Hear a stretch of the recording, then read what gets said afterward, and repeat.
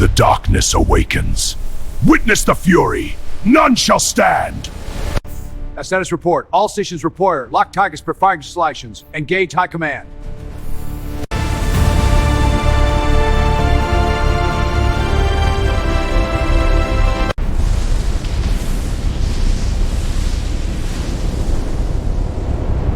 The burning of Illyria was a masterpiece of geometry. Overlord Vargas stood on the command deck of the Valakor dreadnought, his 4 hands resting lightly on the cold obsidian rail of the observation balcony. Below him, hanging in the black void of space, the planet Illyria turned slowly bleeding light into the dark. It had been a world of oceans and archipelagos, a world of poets, philosophers, and diplomats who believed that the universe was fundamentally benevolent. They believed that reason could bridge any divide. They believed that words were stronger than weapons. Vargath watched a fresh volley of orbital plasma strikes descend from his fleet. The beams of superheated matter struck the northern continent, expanding into perfect, blindingly white circles of annihilation. The oceans boiled. The atmosphere churned with ash. They were wrong. The universe was not benevolent. The universe belonged to those who had the strength to take it. Grid 7 is neutralized, Overlord, his tactical officer reported. The officer's voice was crisp, devoid of hesitation. Illyrian civilian casualties in the sector are estimated at 4 million. Planetary defense grids remain non-existent. They are attempting to broadcast another surrender. Ignore it, Vargath said. His voice was a low, resonant rumble that vibrated through the metal deck. Surrender implies a negotiation. You do not negotiate with insects before you crush them. You simply step. Shift the firing solutions to their capital city. I want the Grand Archive reduced to slag before the rotation brings it into the daylight. The tactical officer bowed his head. By your command. For 3 days, the Valakor Empire had laid siege to Illyria. It was not a war. It was an execution. The Valakor Armada, 8,000 ships strong, formed an impenetrable shell of glittering shields and predatory curves around the dying world. They were the undisputed masters of this quadrant. Their technology was elegant, built on the harnessing of pure plasma and hard light barriers. They fought with a civilized, terrifying grace. Vargath felt a deep, satisfying calm. This was the natural order. The strong consumed the weak. The Galactic Council, sitting in their ivory towers light years away, had done nothing. They had issued condemnations. They had drafted sanctions. They had done everything except send a single warship to stop him. They were cowards hiding behind bureaucracy. Overlord. The voice of his communications chief broke the silence of the bridge. There was a strange edge to the tone, not fear, but profound confusion. Speak, Vargath commanded, not taking his eyes off the burning world below. We are receiving a transmission, sir. It is not coming from the planet. It is coming from outside the system. Deep space, Vargath frowned. His facial plates shifted the sharp ridges, catching the dim light of the bridge. The Galactic Council, have they finally found their courage? No, Overlord. The encryption? Sir, there is no encryption. It is a broad-spectrum radio broadcast. Amplitude modulation. It is incredibly primitive. We had to dig through our archival translation matrices just to process the signal format. Radio? Vargath almost laughed. Who in the modern galaxy still used unencrypted radio waves to project a signal across the void? It was the equivalent of shouting into a hurricane. Source, Vargath asked. The origin coordinates align with a fringe system in the Orion Spur, a Class 12 death world. The inhabitants are a newly documented species. They call themselves humanity. Vargath scoffed. Humans. He had read the intelligence briefings. A soft, hairless, bipedal species that had only recently stumbled out of their own gravity well. They were isolated, building crude, blocky colonies on dead moons. They had no art of war worth mentioning on a galactic scale, no elegant energy, weapons, no high-tier plasma shielding. They were a footnote in the Council's registry. Put it on the main speakers, Vargath said, turning away from the viewport. He needed a moment of amusement. Let us hear what the primitives have to say. The bridge grew quiet. The ambient hum of the dreadnought's plasma cores seemed to fade as the audio system crackled to life. There was a wash of static, the ancient sound of radiation and cosmic dust, followed by a voice. It was not a synthetic voice. It was not filtered through harmonic translators to sound pleasing. It was the raw, unedited voice of an older human male. It did not sound angry. It did not sound righteous or fearful or boastful. It sounded like a man reading a shipping manifest. It was cold. It was heavy. It was absolute. This is Fleet Admiral Silas Vance of the United Earth Stellar Command. I am addressing the commander of the Valakor forces currently occupying the Illyria system. Vargath's eyes narrowed slightly. The tone was insolent. There was no honorific, no recognition of Valakor supremacy.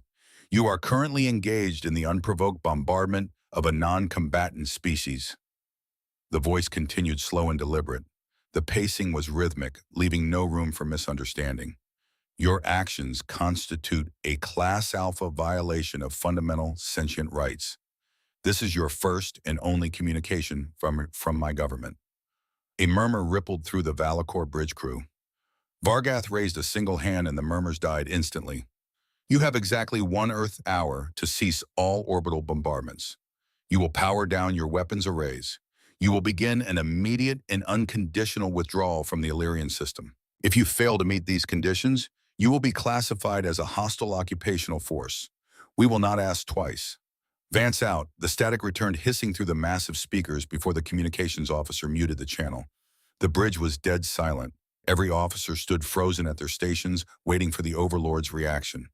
Vargath looked down at his armored hands. Then slowly a harsh grating sound erupted from his throat. It took his crew a moment to realize the Overlord was laughing. 1 hour, Vargath chuckled, the sound devoid of warmth. A species that still relies on chemical combustion to move its cargo ships gives the Valakor Empire 1 hour to retreat. He walked slowly down the command steps, his heavy boots clanking against the deck. He approached the tactical officer.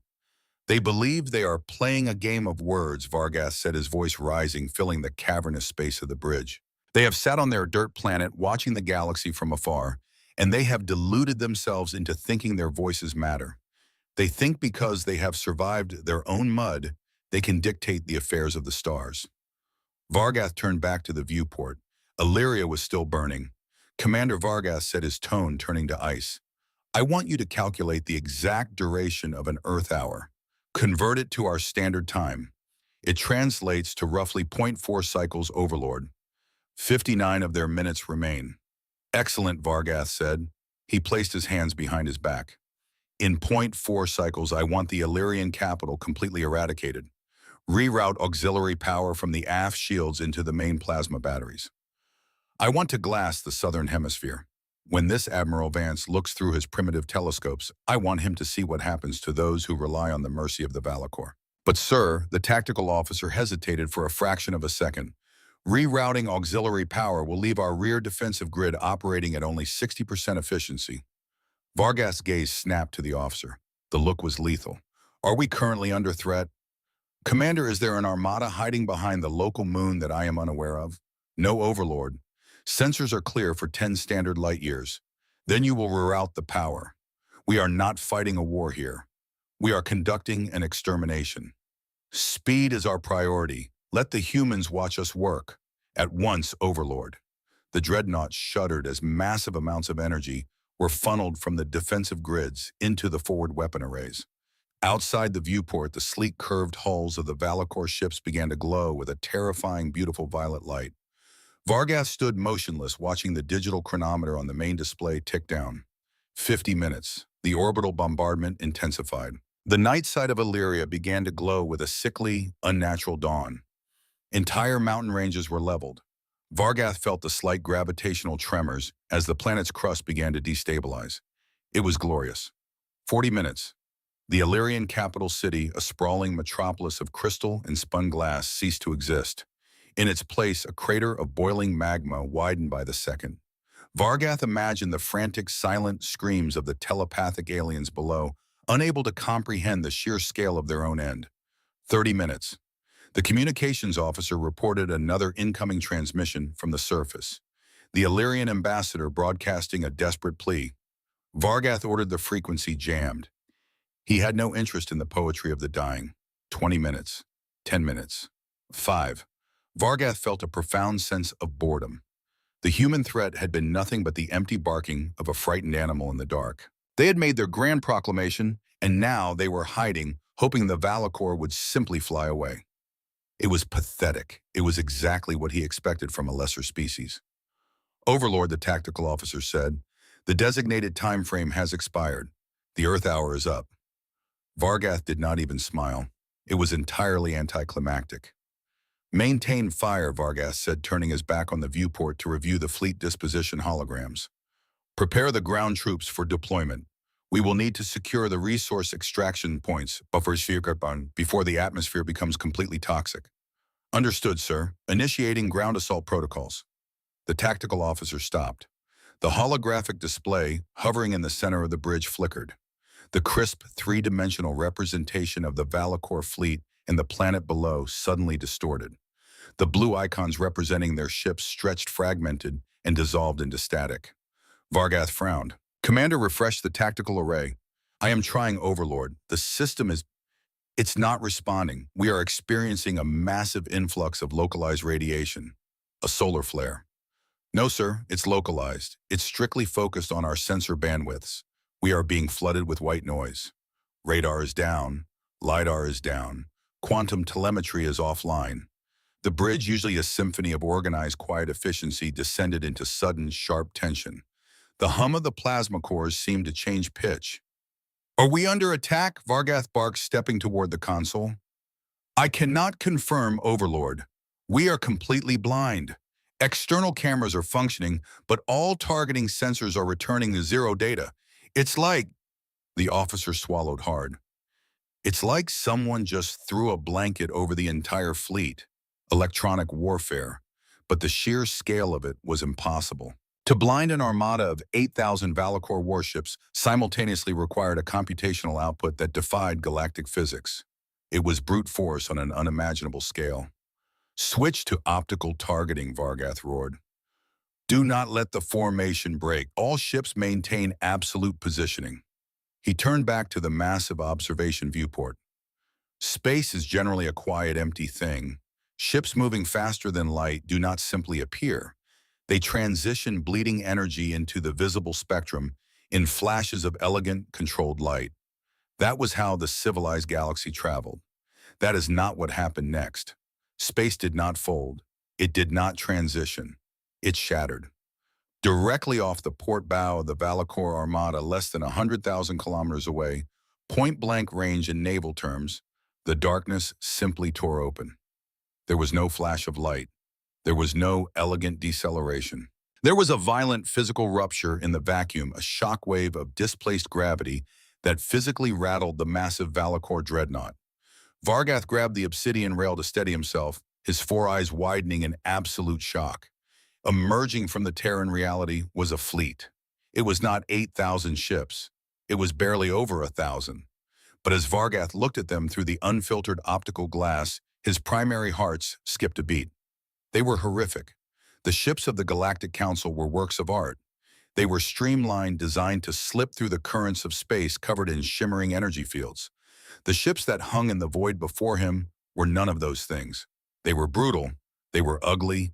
They were slabs of dark gray metal, angular, and blocky, looking less like spacecraft and more like massive flying anvils.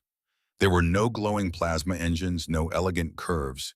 They were scarred, heavy, and completely devoid of visible energy shields. They looked like they had been built in a forge fueled by pure spite. At the center of the formation sat 4 vessels of incomprehensible size. They were dreadnoughts, but they dwarfed Vargath's own flagship. They were nearly 10 kilometers long, solid blocks of heavy armor, plating layered so thick it defied logic. Along their flanks, painted in stark white utilitarian letters, were words Vargath's translation implants struggled to process. Resolve, Vanguard, Retribution, Silent Night, Overlord, the communications officer whispered. The arrogance was completely gone from his voice. It had been replaced by a quiet, creeping dread. The jamming signal, it's originating from those ships. They aren't hiding, they are just screaming at our sensors. Vargath stared at the gray behemoths. They sat there in the dark, motionless. They did not broadcast demands. They did not fire warning shots. They simply arrived, filling the space with their immense, crushing gravity. They were perfectly professional, perfectly silent, An hour ago, Vargath had laughed at a voice on a radio. He had mocked a species that relied on physical metal instead of hard light. Looking at the absolute imposing silence of the human fleet, Vargath realized a terrifying truth. The humans had not given him an hour to run away. They had given him an hour to finish digging his own grave. The silence of the human fleet was an insult. In the Valakor Empire War was a performance. It was a symphony of declarations of boasting commanders and glowing energy shields that flared in vibrant colors to display dominance. When the Valakor fought, the comm channels were filled with the shrieks of the dying and the triumphant roars of the victors. The gray monoliths hanging in the void before Vargath offered nothing. No battle cries, no demands for surrender.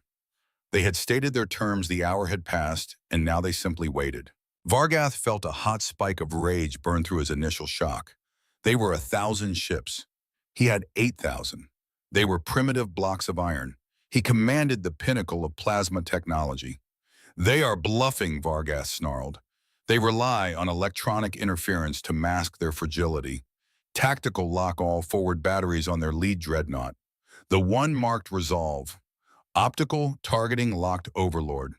But without telemetry, Fire Vargath roared, his four fists slamming onto the command console. Burn them to ash. Let them see what a true armada can do. The Valakor Vanguard responded. 2,000 sleek curved warships aligned their forward arrays. Space illuminated with a blinding violet brilliance. A tidal wave of superheated plasma hotter than the core of a young star surged across the void toward the human formation. It was a strike capable of turning a small moon into a molten sphere. Vargath watched the optical feeds, waiting for the gray ships to vaporize. He waited for their primitive hulls to rupture and boil away into the vacuum. The plasma wave struck. The glare was absolute. The Valakor bridge chronometers ticked off 3 full seconds of sustained, concentrated thermal impact. When the light faded, Vargath leaned forward, a triumphant sneer beginning to form on his jagged features. The sneer died instantly. The human ships were still there. They had not exploded. They had no energy shields to short out, no hard light barriers to overload. They had simply taken the hit. The front plates of their massive blocky hulls were glowing a dull, angry cherry red. Layers of thick, ablative armor had boiled away, venting thermal energy harmlessly into space, leaving the structural integrity of the ships completely uncompromised. They were scarred. They were ugly. But they were entirely intact. Overlord, the tactical officer, whispered, his voice trembling. Their armor, it is just solid mass, meters thick. Our plasma is just melting the outermost layers. They aren't trying to deflect the heat. They are just absorbing it. Before Vargath could process the impossibility of a species wrapping their ships in thousands of tons of dead weight, the human fleet moved. It was not a chaotic charge. It was a terrifyingly precise geometric shift. The human ships drifted apart in perfect synchronization, forming a staggered, multi-layered grid. Defense in depth, it was a tactic the Valakor had abandoned centuries ago as too slow, too methodical. Then the spines of the human dreadnoughts began to glow. It was not the warm, vibrant light of plasma. It was the harsh, crackling, blue-white glare of electromagnetic buildup. Massive capacitor banks discharging in unison. Energy spikes detected, the sensor officer yelled, staring at his optical readouts. But it's not thermal. It's magnetic. The magnetic fields are collapsing inward. The human ships fired. There were no beams of light. There was no visible streak of energy. In the vacuum of space, there was only the violent, instantaneous recoil of the human ships, their massive thrusters burning hard just to keep the vessel stationary against the sheer physical kickback of their own weapons. Vargath did not see the incoming fire. He only saw the result. Directly ahead of the Valakor flagship, a heavy cruiser, a vessel shielded by overlapping fields of hard light, simply ceased to be a ship. A 2-ton slug of solid tungsten carbide, accelerated along magnetic rails to a significant fraction of the speed of light, struck the cruiser's kinetic barrier. The shield, designed to diffuse and scatter energy weapons, snapped like brittle glass under the localized, unfathomable kinetic impact. The tungsten slug punched through the cruiser's prow and exited the engineering section 0.03 of a second later. There was no explosion. The kinetic energy transfer was so absolute, so violently sudden, that the internal atmosphere of the cruiser ignited into plasma from the friction alone. The ship was cored out, turned into a hollow, expanding cloud of shattered metal and flash-frozen blood. But the slug did not stop. It had lost only a fraction of its velocity. It crossed the gap between formations and slammed into the port side of a Valakor frigate, behind the cruiser, tearing the smaller ship perfectly in half before finally burying itself into the armored hull of a destroyer, sending the massive vessel spinning out of control into the dark. One projectile, 3 ships dead. Pure, unforgiving physics. Vargath stood paralyzed. He could not comprehend what he had just witnessed. Nobody used kinetic weapons. It was barbaric. It required hauling millions of tons of ammunition across the stars. It lacked the infinite firing capacity of energy weapons. But as hundreds of blue-white flashes strobed across the human fleet, Vargath realized the horrifying truth of their strategy. The Valakor fought to melt armor. The humans fought to break physics. A storm of invisible, relativistic metal tore into the Valakor vanguard. The elegant, curved ships of the Empire were shredded. Shields flickered and died. Hulls were punched through like wet paper. Debris filled the space between the fleets, a chaotic graveyard of sheared metal and venting oxygen. Return fire, evasive maneuvers. Vargath screamed, the pristine composure of an overlord cracking. Break their lines. Swarm them. The Valakor fleet scrambled. They broke their rigid ceremonial formations and surged forward like a swarm of glowing insects, firing everything they had. Plasma rained down on the human grid, but the humans did not break. They operated with a cold mechanical discipline that made Vargath's blood freeze. When a human destroyer took too much thermal damage, it calmly reversed its thrusters, sliding backward into the second layer of the grid, while a fresh, unscarred vessel slid forward to take its place. They rotated their injured. They maintained their wall of iron. They were not fighting with the impassioned fury of a species defending a helpless world. They were fighting like a butcher dismantling a carcass. Methodical, unemotional, absolute overlord. The communications officer's voice was completely stripped of military discipline. He sounded like a terrified child. We are losing the vanguard. 30% of our forward units are gone. We cannot penetrate their armor rotation. Vargath looked at the holographic display, fighting through the electronic noise to see the red icons of his ships winking out. Dozens every second. He had expected a frantic, desperate defense. He had expected the humans to throw themselves into the fire in a glorious, suicidal charge. Instead, Admiral Silas Vance was systematically dismantling the pride of the Valakor Empire without ever raising his voice. There was no hatred in the human strategy, only the cold, calculated application of overwhelming kinetic force. They are not trying to win a battle, Vargath whispered, the realization hitting him with the force of a tungsten slug. They are executing a mathematical equation, and the Valakor were on the wrong side of the equal sign. Vargath's primary hearts pounded against his ribs. The arrogant certainty that had defined his entire life, defined his entire species, was bleeding out into the cold void. He looked at the planet Illyria still burning below, and then at the relentless silent wall of gray iron ahead. He was outgunned, but he was not out of options. The humans had brought 1,000 ships. They had achieved tactical surprise, but they were still an isolated fringe species fighting a galactic empire. Pull the vanguard back, Vargath ordered, his voice dropping to a dangerous, desperate hiss. Let them have this sector of space. Fall back to the planetary shadow, sir. We are retreating. The tactical officer looked stunned. We are repositioning, Vargath snapped. They have spent decades building this little fleet. Let them enjoy their momentary victory. We belong to an empire that spans 100 systems. Vargath walked back to his command chair and gripped the armrests, his jaw set into a rigid line. Initiate the emergency slipgate sequence. Override the local safety protocols. Connect directly to the homeworld core. The bridge crew froze. Activating a slipgate of that magnitude within a gravity well was incredibly dangerous. But the panic in the room overrode their training. Opening the gate, Overlord. What are our orders for the core command? Vargath stared at the main optical feed, watching the human dreadnoughts, silently holding their ground, their weapons cooling in the dark. Tell them to send the reserve armada. Vargath said, his voice dripping with venom. All 8,000 ships. I want them here now. I want to see how this Admiral Vance's mathematical equation holds up when we drop an ocean of fire on his bomb head. The slipgate was a monument to Valakor hubris. It hung in the gravitational shadow of Illyria's largest moon, a massive ring of interlocking superconductors and quantum stabilizers spanning 50 kilometers across. It was not meant for tactical deployments. It was an arterial highway designed to move entire planetary populations, trade fleets, and armadas across the galaxy in the blink of an eye. Vargath watched it on the optical feed. The ring was beginning to turn. Power cycling to 90%, Overlord. The chief engineer reported, his voice frantic, his hands flying across holographic interfaces. The local grid is protesting. The energy draw is destabilizing the moon's orbit. Let the moon fall. Vargath snapped. Keep the gate open. Dial the homeworld. Inside the ring, a point of pure searing white light was born. It expanded, flattening into a shimmering mirror of folded space-time. The surface of the portal rippled like water caught in a high wind. Vargath felt his breathing slow.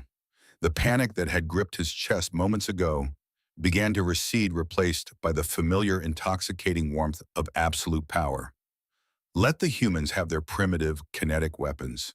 Let them have their slabs of gray iron. In a matter of seconds, that portal would vomit forth 8,000 Valakor warships, the reserve armada, the fist of the Empire. They would flood the system with so much plasma that the oceans of Illyria would evaporate in an hour and the human fleet would be reduced to molten slag. He looked back at the human formation. They had not advanced. They sat exactly where they had arrived, an unmoving wall of heavy metal holding the high ground above the dying planet. They are foolish, Vargath whispered to himself. The sharp ridges of his face relaxed. They see the gate opening. They know what it means, and they do not run. Overlord, the communications officer called out. Relief was thick in his throat. We have a handshake protocol from the Homeworld Corps. The reserve armada is in the staging area. They are holding position on the other side, awaiting your command to cross the threshold. Vargath stood tall. He straightened his ceremonial armor, the dark metal plates clicking softly into place. He was the overlord of the Valakor. He did not lose. Give them the command, Vargath said, his voice echoing across the silent bridge. Bring the fire. The crew braced themselves. When 8,000 capital ships transit a slipgate simultaneously, the gravitational displacement is violent enough to shatter windows on orbiting stations. Vargath gripped the obsidian rail, his four eyes fixed on the brilliant, rippling surface of the portal. He waited for the bow of the first dreadnought to pierce the veil. He waited for the geometry of space to scream. He waited. 5 seconds passed, then 10. The shimmering mirror inside the ring remained perfectly agonizingly empty. Vargath's brow furrowed. Where are they? Did you transmit the sequence? Transmission confirmed, Overlord. The communications officer set his fingers dancing across the console. Handshake verified. The order was received. But they are not initiating transit. Resend the order. Tell the Armada commander that if he hesitates for one more second, I will have his genetic line purged. Resending. Sir, wait, the handshake protocol. The officer's voice hitched. The relief from a moment ago vanished, replaced by a deep, suffocating terror. The protocol is rejecting us. The Homeworld Corps it's locking us out. Vargath marched down the command steps, his heavy boots pounding the deck. Impossible. I hold the supreme cipher. The Corps answers to me. It's not recognizing your ciphers, Overlord. The encryption keys are cascading. They are rewriting themselves faster than our quantum processors can track. Vargath reached the console and looked at the data streams. It was chaos. The elegant, ordered code of the Valakor network was twisting, breaking apart, and reforming into jagged, incomprehensible architecture. Then the slipgate died. It did not power down slowly. It did not fade. The brilliant white mirror inside the 50-kilometer ring simply snapped out of existence. The massive superconductors ground to a halt with a shudder that Vargath could feel through the deck plates. The local space around the moon plunged back into eternal darkness. Gate power is 0, the engineer whispered, staring at his blank monitors. It's gone, Overlord. The connection is severed. Reboot the system. Vargath roared, slamming a fist onto the console. The metal buckled under his strength. Use the manual overrides. I want that gate open. I can't.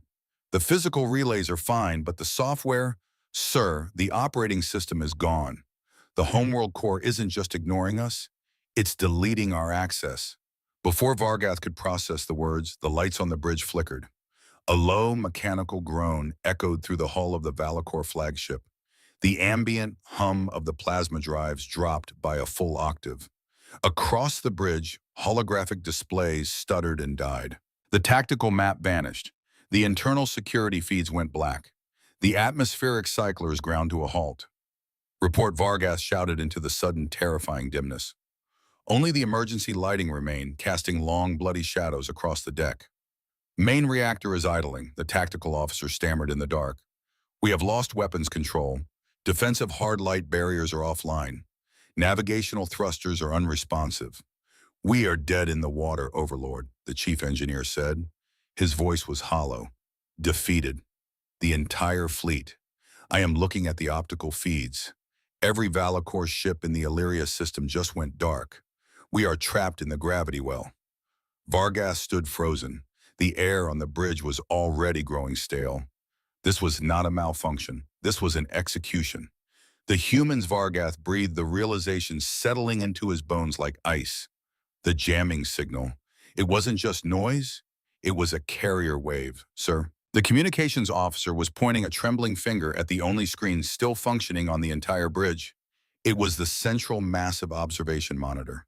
The optical feed of the dead slipgate faded out. The screen filled with static, then snapped into sharp, unforgiving focus. A human appeared. He was not wearing ceremonial armor. He was not adorned with medals of conquest or glowing insignias of rank. He wore a simple, dark blue uniform, impeccably pressed. His hair was iron gray, cut close to his scalp.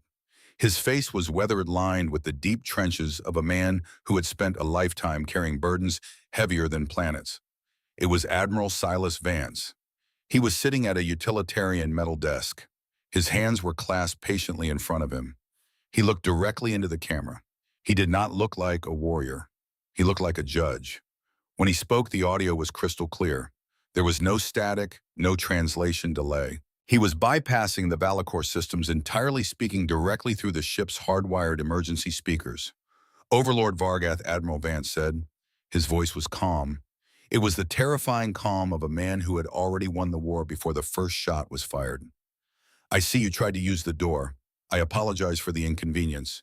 We changed the locks. Vargath stared at the screen. For the first time in his life, he could not find the words to speak. His throat was drum. You are currently experiencing a total network collapse, Vance continued, leaning back slightly in his chair. Your weapons, your engines, your slip gates, they are all offline. Your 8,000 reserve ships are currently sitting in orbit around your homeworld, completely functional, but unable to chart a course or open a portal. They are locked in a cage of their own making. Vargath gripped the edge of the console. How he hissed. The word felt like sandpaper in his throat. Our network is impenetrable. The homeworld core is a closed quantum loop. Admiral Vance offered a small, humorless smile. It was a smile born of deep historical exhaustion. You believe you are the apex predators of this galaxy, Overlord. You look at us and you see a young species. You see our kinetic weapons and our thick armor, and you think we are primitive. Vance unclasped his hands and rested one on the desk. But you do not know our history. You do not know what it takes to survive on a world where the greatest threat to humanity was always humanity. 200 Earth years ago, we fought a war in the shadows. A Cold War. We learned that the most devastating weapon is not a bomb. It is patience. Vargath felt a chill crawl up his spine. The Valakor did not understand patience. They took what they wanted through immediate, overwhelming force. When we discovered the Galactic Council 50 years ago, Vance said, his voice dropping to a low, commanding timbre, we saw how you operated. We saw your reliance on centralized networks. We saw your arrogance. You broadcast your telemetry across the stars in the clear, assuming no one was smart enough or bold enough to listen. Vance leaned forward. The winter in his eyes seemed to pierce straight through the screen, pinning Vargath to the deck. We didn't just listen, Vargath. We learned. We spent 2 decades mapping your quantum architecture. We spent another 2 decades writing a virus that could sleep inside your homeworld core without triggering a single alarm. We placed the back door 30 years ago, and then we waited. Vargath's 4 hands trembled. 30 years. The humans had held the key to the destruction of the Valakor Empire for 30 years, and they had done nothing. They had sat in the dark watching, waiting for the exact right moment. You let us believe we were invincible, Vargath whispered, the absolute horror of the revelation crashing over him. You did that to yourselves, Vance replied smoothly. We merely allowed your arrogance to mature into a vulnerability. You thought you were containing us on the fringe of the galaxy. You thought you were keeping the primitives in their place. But we weren't trapped, Overlord. We were just observing you, studying your patterns, finding the exact thread to pull. Vance paused. He looked away from the camera for a fraction of a second, checking a data slate out of frame before looking back. And when you began burning Illyrian children from orbit because they asked for peace, we decided it was time to pull the thread. The bridge of the Valakor flagship was perfectly silent. The elite crew of the greatest empire in the galaxy stood in the dim emergency lighting, entirely paralyzed by the sheer magnificent scale of their own outplaying. They had brought plasma and fire to a war. The humans had brought decades of silent, meticulous intelligence. Your fleet is disabled, Vance stated, his tone shifting from a historian to a fleet commander. Your life support will hold for exactly 4 Earth hours. You have no shields. You have no guns. Vargath forced himself to stand straight. He pushed the fear down, replacing it with the stubborn, desperate pride of his caste. So fire, Vargath snarled at the screen. You have outmaneuvered us in the shadows, human. I admit it. You are cowards, but you are clever cowards. But if you think I will beg, you are wrong. Finish it. Order your gray ships to fire their primitive slugs and end this, Admiral. Vance looked at Vargath. There was no hatred in the human's eyes, only a deep, abiding pity. It was the worst insult Vargath had ever received. We don't execute the helpless overlord, Vance said softly. That is your way, not ours. Vance reached out and tapped a command on his desk. We fight to end the threat. The threat is your command structure. We are going to dismantle it. Professionally. The screen flickered. Prepare to be boarded. The feed cut out, plunging the main observation monitor back into static. Vargath stood in the darkness. He heard a sound. It was faint at first, transmitted through the physical hull of the dreadnought rather than the air.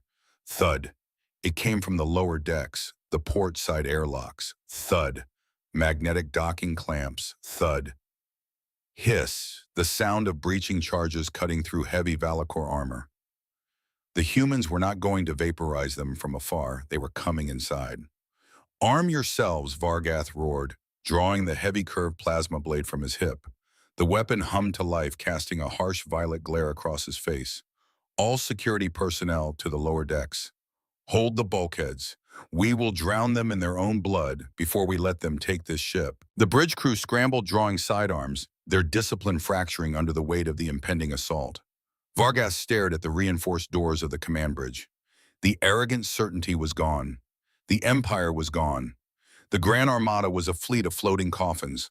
All that was left was the dark, the cold, and the sound of heavy boots walking methodically, patiently up the stairwells. The silence between the bulkheads was heavier than gravity. Vargath stood in the center of the command bridge, his violet plasma blade humming a lethal, vibrating tune. Around him, the elite guard of the Valakor flagship had formed a defensive perimeter. They were the finest killers in the Empire, armed with heavy plasma repeaters. Their armor was polished. Their discipline was absolute. But in the dim, blood-red glow of the emergency lighting, Vargath could smell their fear. It smelled like ionized copper. Hold the line, Vargath growled. His voice was steady, but his primary hearts were beating a frantic rhythm against his ribs. They are flesh and bone. When the doors open, melt them to the deck. Overlord. The tactical officer was crouched behind a dead console holding a battery-powered data pad. I have established a localized feed from the internal security cameras on Deck 4. The boarding party is moving through the central corridor. Put it on the glass, Vargath ordered. The officer connected the pad to the main viewport's emergency circuitry. A grainy black and white feed materialized on the lower quadrant of the massive window. Vargath stepped closer, narrowing his 4 eyes. He expected to see a horde of screaming barbarians. He expected to see blood-mad berserkers charging wildly through the corridors, drunk on their sudden, impossible victory. He saw none of that. The human Marines moved like liquid shadow.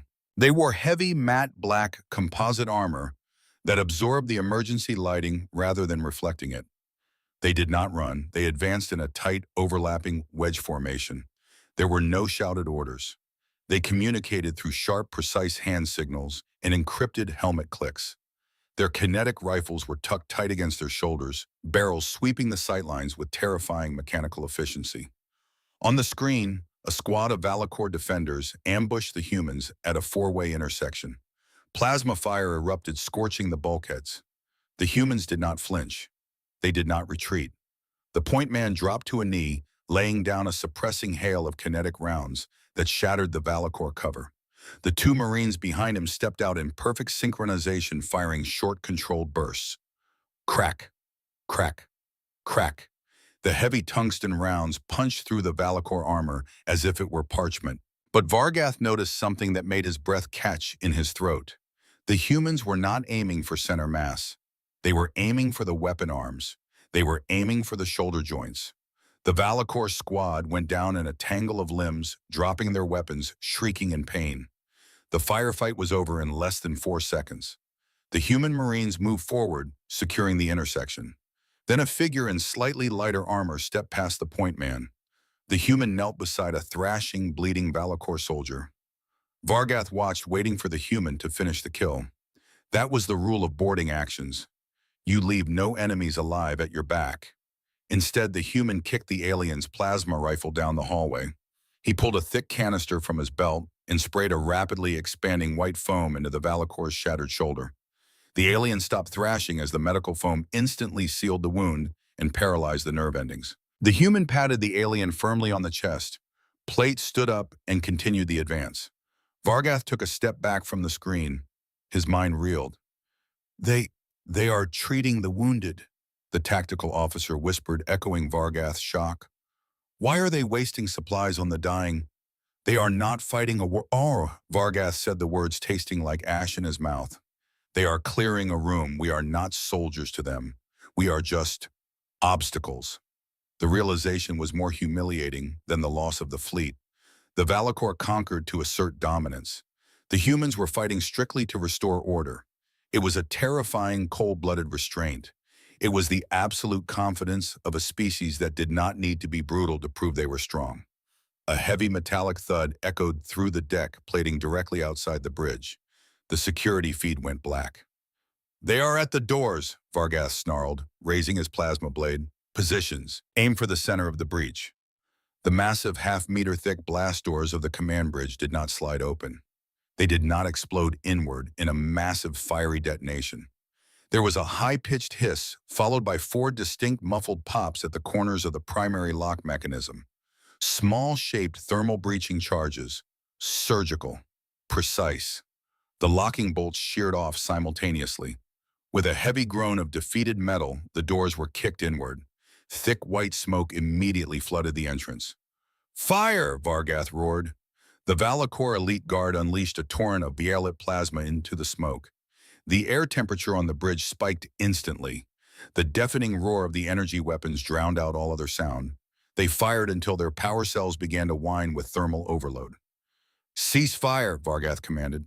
The plasma burst stopped. The heavy smoke billowed, glowing faintly purple from the superheated air. Nothing moved.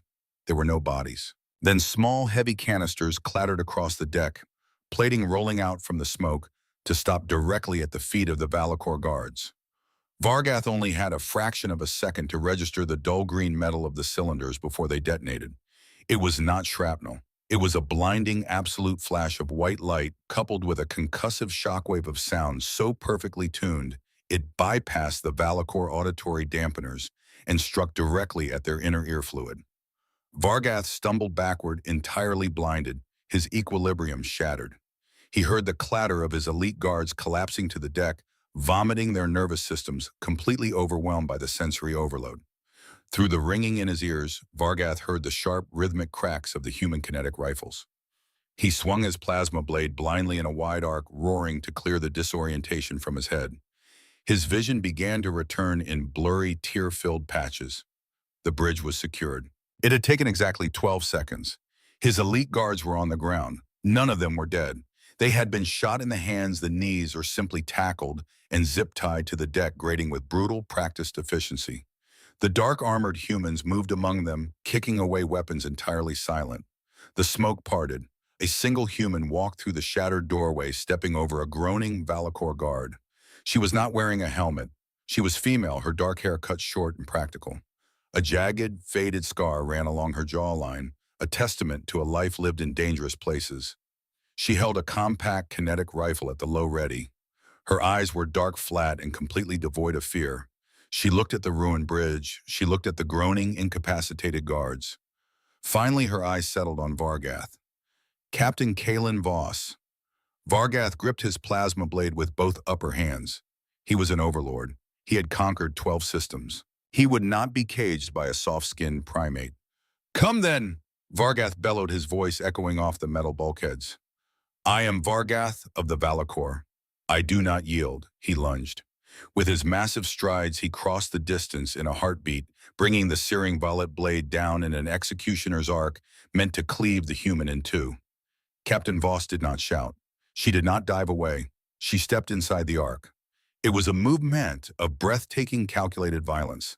She slipped past the lethal edge of the plasma blade, closing the distance until she was practically chest to chest with the massive alien. Before Vargath could bring his secondary arms up to crush her, Voss drove the hardened stock of her kinetic rifle directly into the primary nerve cluster behind his lower knee joint. The pain was an electric shock that paralyzed Vargath's entire right side. His leg buckled. As he fell forward, Voss pivoted, using his own massive weight and momentum against him. She grabbed his armored wrist, twisted it with bone-snapping torque, and drove her armored elbow into his throat. The plasma blade deactivated with a hiss, clattering to the deck. Vargath hit the floor hard, the breath driven from his lungs. Before he could gasp for air, a heavy armored boot was planted firmly between his shoulder blades, pinning him to the cold metal grating. The cold steel barrel of a kinetic pistol pressed against the back of his skull. He was beaten. He had been dismantled in less than 3 seconds, not by superior strength, but by absolute unflinching technique. The bridge was dead quiet. "Overlord Vargath," Captain Voss said. Her voice was steady, slightly raspy, betraying no exertion. "My name is Captain Kalen Voss, United Earth Stellar Command." Vargath lay on the deck, his cheek pressed against the grating, tasting his own blood. He waited for the execution. He waited for the human to gloat, to claim her prize, to declare dominion over the Valakor Empire. "You are now a prisoner of war." Voss continued smoothly, clipping a heavy set of magnetic restraints around Vargath's 4 wrists. "You will not be tortured. You will not be humiliated. You will be held in accordance with the mandates of the Geneva Conventions, a legal framework established by my people 2 centuries before we ever touched the stars." She grabbed him by the shoulder plating and hauled him to his knees. Vargath looked up at her. He looked at the scarred, stoic face of the human. He looked around the bridge, seeing the human medics already tending to the burns of the Valakor guards they had just shot. "Why?" Vargath breathed the word, torn from his bleeding throat. "We would have burned your world to glass. We would have wiped your species from the registries. Why do you let us live?" Captain Voss looked down at him. There was no hatred in her dark eyes. There was only the heavy, tired wisdom of a species that had already seen the bottom of the abyss and chosen to climb out. "Because, Overlord," Voss said quietly, "we learned a long time ago that anyone can be a monster. It takes strength to be a guardian. Your lesson is over." She keyed the comlink on her shoulder. "Voss to resolve. The flagship is secure. The HVT is in custody. Tell the Admiral to start the drop. Illyria is safe." Vargath knelt in the ruins of his bridge, the magnetic cuffs heavy on his wrists. The Grand Valakor Armada floated outside the viewport, dead and silent in the dark. He closed his eyes, and finally, completely, he understood. They had not been defeated by a stronger predator. They had been disciplined by a superior civilization. The holding cell on the United Earth Stellar Command Dreadnought Resolve was a perfect 6x8-meter cube of brushed steel and reinforced polyglass. It was not a dungeon. It was not a cage meant for a beast. It was a sterile, brightly lit room containing a sleeping cot contoured to Valakor physiology, a sanitation unit, and a metal table. Vargath sat at the table. His fractured knee joint had been surgically repaired by human medics. His forearms were free of restraints. A tray of nutrient-dense, perfectly calibrated synthetic food sat half-eaten before him. For 3 days he had waited for the torture to begin. In the Valakor Empire, a captured enemy commander was a trophy. They were paraded through the capital streets. They were subjected to public neural scourging, their pain broadcasted across the network to demonstrate the absolute supremacy of the overlord. The humans did none of this. They did not interrogate him. They did not demand the tactical codes to his remaining homeworld defenses. They simply processed him, logged his medical requirements, and placed him in the cell. Every interaction with his guards was silent, professional, and entirely devoid of malice. It was the most profound humiliation Vargath had ever experienced. They did not hate him enough to hurt him. They simply considered him a neutralized variable. He was no longer a threat. Therefore, he was no longer relevant. Vargath stood up, his repaired knee holding his massive weight effortlessly, and walked to the single viewport on the far wall. The reinforced glass offered a sweeping view of Illyria below. The planetary fires were out. The dark, choking ash clouds that Vargath had engineered were being systematically swept away. But it was not the cleared skies that held Vargath's attention. It was the space between the planet and the dreadnought. The human military fleet had pulled back, forming a wide protective perimeter in deep orbit. In their place, a new fleet had arrived. They were not warships. They were logistical freighters, superhaulers so massive they made the Resolve look small. They were painted bright, blinding white, emblazoned with large red crosses and the insignia of United Earth. Vargath watched as the massive cargo bay doors of a superhauler irised open. Thousands of heavy drop pods spilled out into the gravitational pull of Illyria. But these pods did not contain tungsten slugs. They did not contain plasma warheads or shock troops. As they hit the upper atmosphere, Vargath watched the optical magnification screen beside his window track their descent.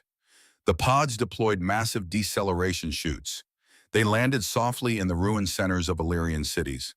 Then they unfolded. Like metallic flowers blooming in the ash, the pods expanded into fully functional, self-powered trauma centers. Atmospheric scrubbers whirred to life, sucking the toxic soot from the air and venting pure breathable oxygen.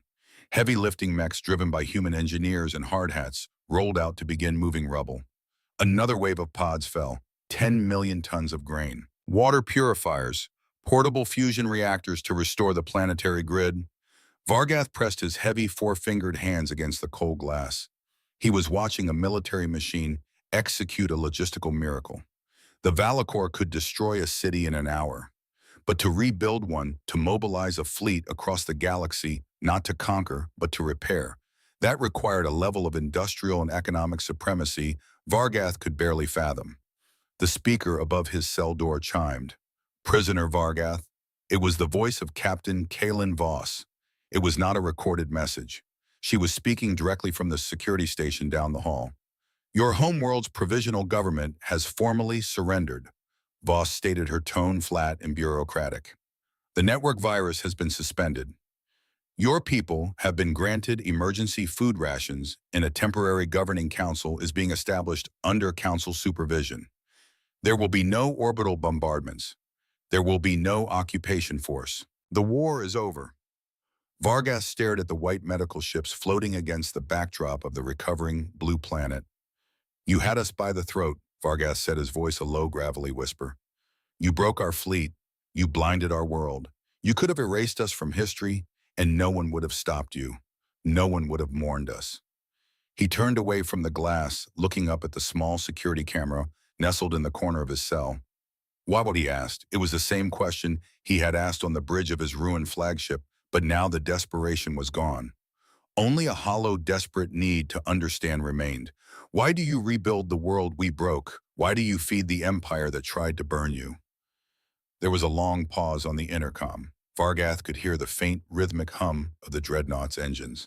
When Captain Voss answered, her voice carried the weight of a species that had spent millennia perfecting the art of war only to realize the true prize was the ability to stop it. "Because we are humans, Vargath," Voss said quietly. "We evolved on a world that tried to kill us every single day. We know what it looks like when the sky falls. We know what the dark feels like." Vargath looked back at the planet. A cluster of Illyrian transport shuttles was rising from the surface, flying in perfect, unthreatened formation toward the human medical ships. "My people spent centuries tearing each other apart." Voss continued, the static of the intercom framing her words with historical finality. We fought in the mud. We fought in the trenches. We brought our own world to the brink of nuclear annihilation. And we learned the hardest lesson this universe has to offer. Vargath closed his eyes. We learned that any fool can burn a world to the ground, Voss said. It takes a professional to build it back up. The intercom clicked off. Vargath stood alone in the silence of his immaculate cell. He looked down at his hands that had ordered the deaths of millions, hands that had built an empire on terror and plasma fire. They felt entirely useless now. He turned back to the window.